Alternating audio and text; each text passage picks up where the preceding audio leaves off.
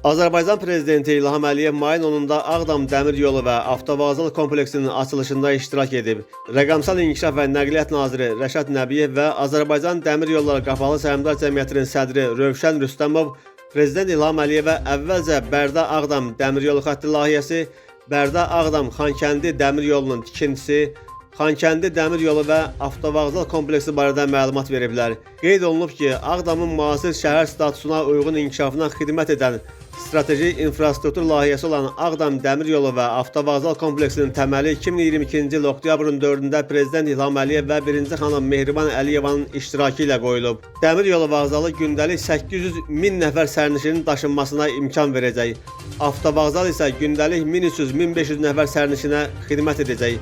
Kompleks vahid nəqliyyat qovşağı kimi fəaliyyət göstərəcək.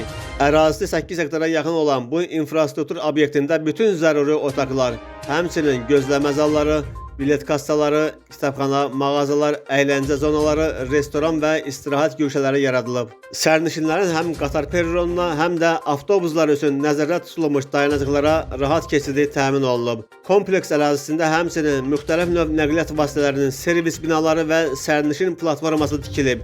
Ərazidə fərdi, orta və iri tutumlu nəqliyyat vasitələri üçün yerüstü avtodayanacaqlar, şəhərlərarası və rayon daxili marşrutlar üzrə avtobuslar üçün perronlar, velosiped dayanacaqları, park və elektromobillər üçün elektrik doldurma məntəqəsi də yaradılıb. Sonra Bərdə-Ağdam Dəmir Yol xətti ilə ilk rəmzi sərnişin qatarı yola salınıb.